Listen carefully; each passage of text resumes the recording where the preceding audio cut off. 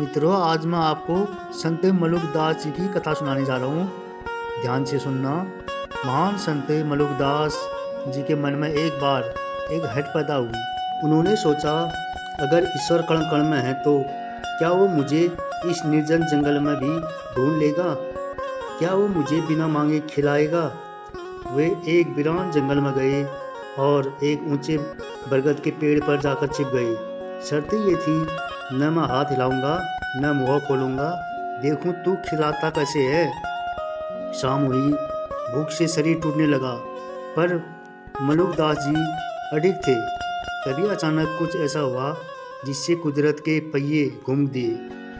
राजा का काफिला आया, 56 भोग सजे, पर नियति देखिए, डाकुओं के डर से वे सब खाना छोड़कर भाग निकले। अब नीचे भगवान का प्रसाद सजा था, पर मलुकदास जी की जिद अब भी बरकरार थी। तभी वहाँ मौत का दूसरा नाम यानी खुखार लुटेरे आ धमके। मलुकदास जी बरगद की ऊंची डाल पर दुबके बैठे थे और नीचे 56 भोग की महक हवाओं में तैर रही थी। तभी झाड़ियों के पीछे से खूंखार डाकुओं का एक गिरोह निकला। उनकी तलवारें चमक रही थी।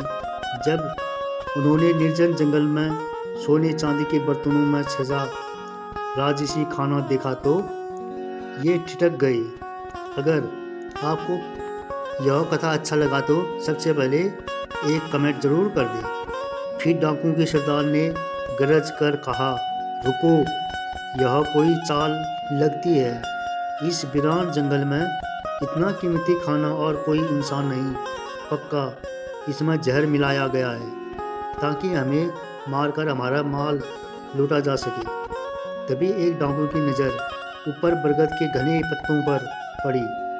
उसने चिल्लाकर कहा, सरदार, ऊपर देखो, कोई छिपा है। जरूर इसी ने यह जाल बिछाया है। डाकुओं ने मलुकदास जी को नीचे उतारा। वे भूख से निढाल थे, चेहरा पीला पड़ चुका था, लेकिन आंखों में वही हट और ईश्वर को आजमाने की चमक थी। सरदार ने मलुकदास जी की गर्दन पर नंगी तलवार रख दी और दहाड़ कर बोला, ए ढोंगी, सच बता, इस खाने में जहर है ना? तू चाहता है कि हम इसे खाए और मर जाए? अब देख, तू ही इस खाने को पहले खाएगा। अगर तूने मना किया तो इसी पल तेरा सिर धड़ से अलग कर दूंगा। मलुकदास जी मन ही मन मुस्कुराए। उनकी शर्त थी, न हाथ हिलाऊंगा, न मुंह खोलूंगा। उन्होंने अपना मुंह बंद कर दिया और गर्दन झुका ली। यह देख डाकू और भड़क गए। उन्हें लगा कि मलुकदास मरने से डर रहा है, क्योंकि खाने में वाकई जहर है।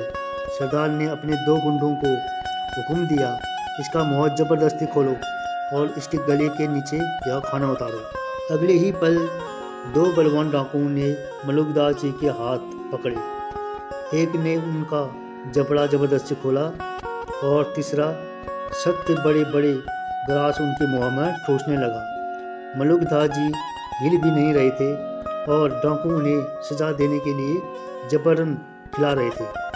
जब मलुकदास जी का पेट भर गया, तब उनकी आंखों से आंसू छलक पड़े। उन्होंने ऊपर आसमान की ओर देखा और दिल ही दिल में कहा, वाह रे मेरे मालिक, क्या गजब का इंतजाम है।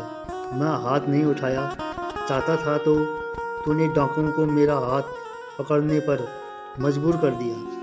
मैं मुँह नहीं खोलना चाहता था तो तूने मौत का डर दिखाकर मेरा मुँह खुलवा दिया।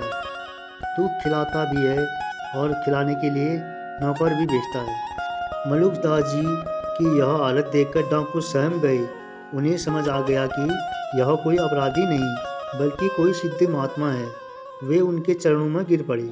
मलुकदास जी इसी घटना के बाद नीचे उतरे और उन्होंने वह प्रसिद्ध दोहा रचा जो आज भी अमर है। अजगर करे न चाकरी, पंछी करे न काम, दास मलुक का कही कहे, सबके दाता राम।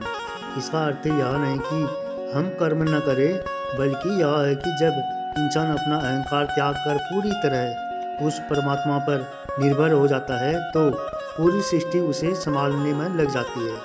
हम अपनी मेहनत के भरोसे ज़रूर हैं, लेकिन वह मेहनत करने की शक्ति भी उसी ऊर्जा से आती है। जय जय नारायण।